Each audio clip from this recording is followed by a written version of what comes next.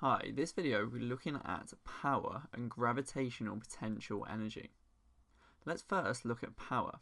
Power is work done or energy transferred in a second.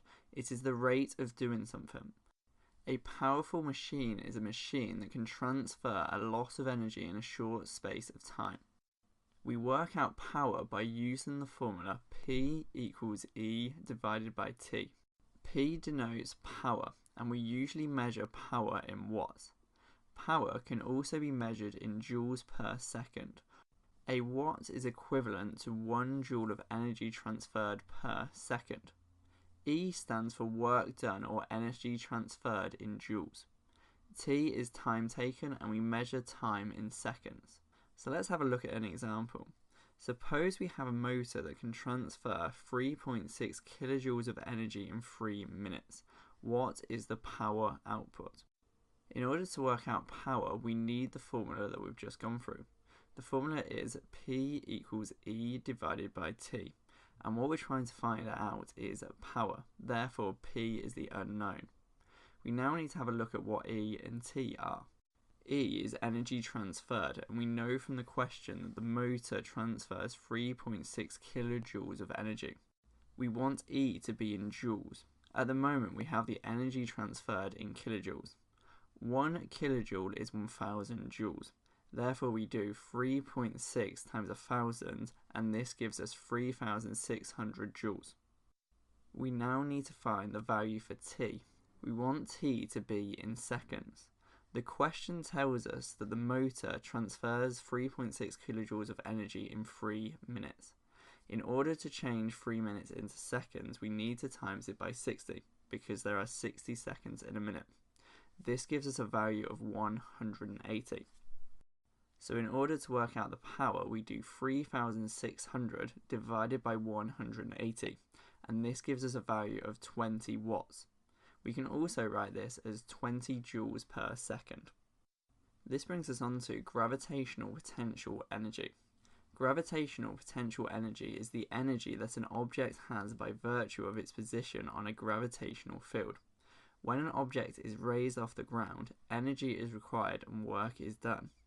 As the object rises, it rises against the force of gravity, and the object gains gravitational potential energy.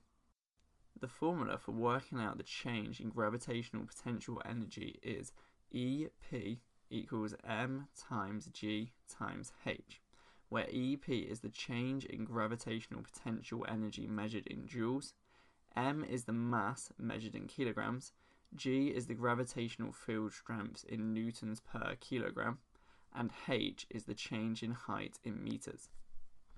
This formula can be modified slightly by substituting in weight for m times g.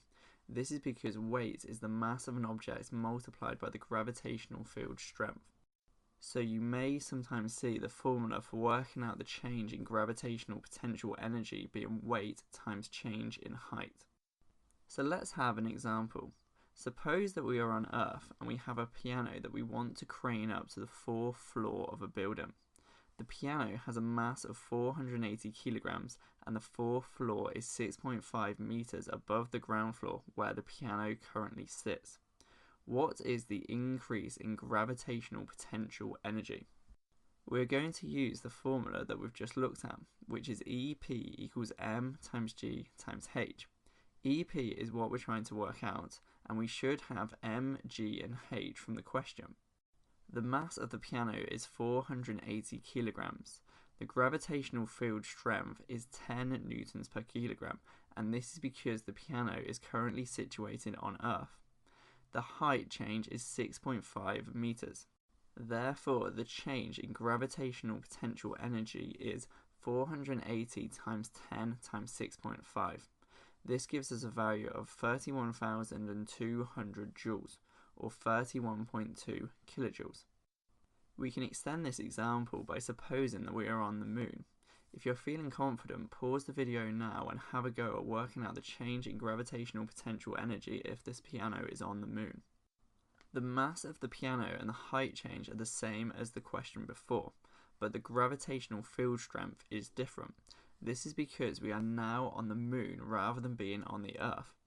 Before, the gravitational field strength on Earth was 10 newtons per kilogram. As we are now on the Moon, the gravitational field strength will be 1.6 newtons per kilogram. So we work out the change in gravitational potential energy by doing 480 times 1.6, which is the new gravitational field strength, times 6.5. This gives us a value of 4,992 joules. For any given distance, the change in gravitational potential energy of the piano will be lower on the Moon compared to the Earth. This is because the Moon has a lower gravitational field strength. The final part of this video is going to be looking at working out the power output. We work out power output by doing energy transferred divided by time. With the piano example that we've just gone through, the energy transferred will be the gravitational potential energy that the object is gaining. For example, the crane that lifts the piano to the 4th floor does so in 16 seconds. What is the power of the crane? We found out earlier that the gravitational energy that the piano gains is 31,200 joules. We divide this by the amount of time that it takes for the piano to be lifted, which is 16 seconds. 31,200 joules divided by 16 seconds gives us a value for power of 1,950 watts, or 1,950 joules per second. This brings us to the end of this video. For more content, quizzes and past papers, go on to www.elevise.co.uk.